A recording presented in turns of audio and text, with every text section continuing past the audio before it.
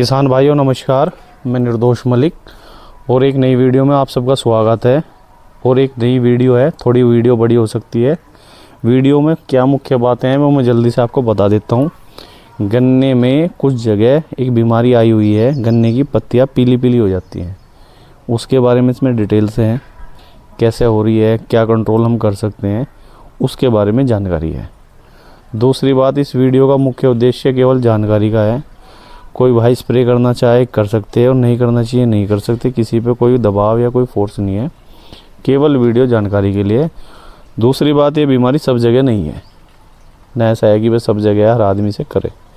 तीसरी बात ये है कि जो भी ये बीमारी है, इसके बारे में जो भी भाई कोई साइंटिस्ट हो, एग्रोनॉमिस्ट हो, कोई डॉक्टर हो, कोई एक्सपर्ट हो, कोई भी अगर हमें सलाह देना चाहता है, सुझाव देना चाहता है, वो हमें दे सकता है। वे सुझाव हम किसानों के साथ शेयर कर सकते हैं।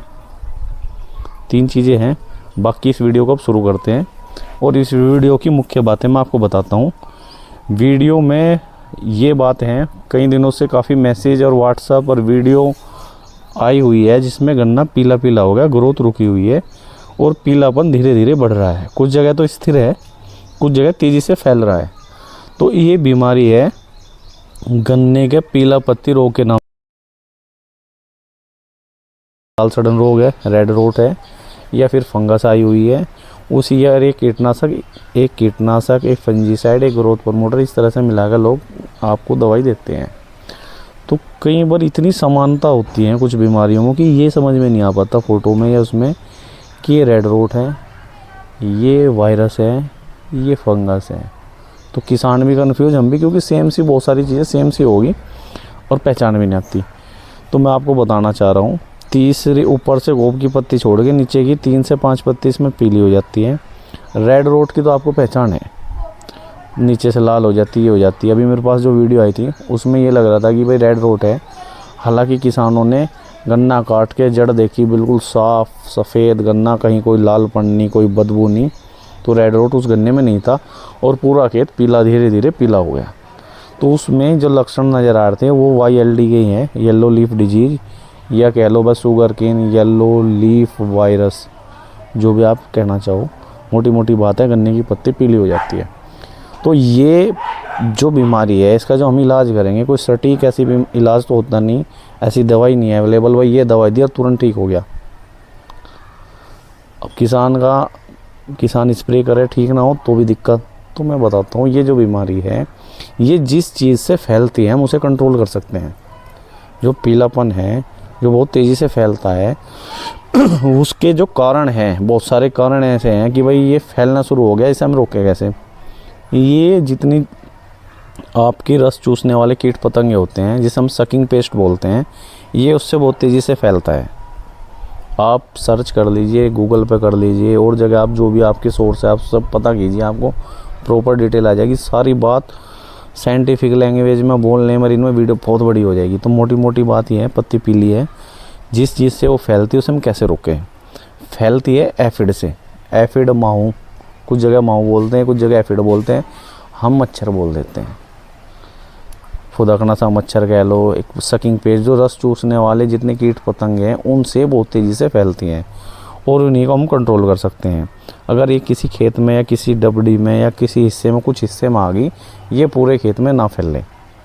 प्रॉपर वैक्सीन, प्रॉपर दवाई तो ऐसी है नहीं कि इस वायरस को वहीं रोक दें, परंतु जिन चीज़ों से फैलने वाली है उन्हें हम कंट्रोल कर सकते हैं। यही तरीका है। ये आप केमिकल स्प्रे से रोक लो, ऑर्गेनिक कोई तरीका हो, जैसे बहुत सारे लाइट वगैरह, फेरोमोन ट्रैप वगैरह, सकिंग पेस्ट वाले को आप लाइट जला दो या येलो स्ट्रिप वगैरह लगा दो, जिससे रस चूसने वाले ये अट्रैक्टिव होकर उस पर चिपक जाए या उसमें जहाँ बल्ब लगाया वहाँ डल जाए। एक तरीका ये भी है। यह कोई और ऑर्गेनिक तरीका है, कुछ नीम ऑयल वगैरह चीज़ें होती हैं, जो आपको उचित लगे वो करो। मैं इसके बारे में थोड़ी सी जानकारी दे रहा हूँ। तो जैसे ही हम ये एफिड होता है, इसे कंट्रोल करते हैं। एफिड बहुत तेज़ी से बढ़ता है, बहुत तेज़ी से इसका प्रोडक्शन होता है। अगर खेत में हमने स्प्रे करा या कोई कंट्रोल करा, उसके बाद भी कई बार दोबारा तेज़ी से बढ़ जाता है। सपोज करो स्प्रे करा, 20-25% बच गया, तो दोबारा से बहुत तेज़ी से अपनी कॉलोनी डेवलप करता है और ये फैलता भी बहुत तेज़ी से है। फैलता कैसे है मैं आपको बताता हूँ। जैसे आपका डेंगू को होता है ना, डेंगू फैलता है भाई, एक मरीज़ है डेंगू का, उसको डेंगी मच्छर ने काटा और फिर वो दोबारा सही किसी दूसरे व्यक्ति को काटता है तो वो बीमारी उससे दूसरी जगह फैल जाती है। यही काम करता है इसमें एफिड की लार में वो वायरस आ जाता है। पहले वो उस पत्ती में शक करता है, उसे चूसता है, फिर वो जो दूसरी सही पत्ती है उसमें शक करता है तो वो बीमारी उस जगह से दूसरी जगह ट्रांसफ़र हो जाती है।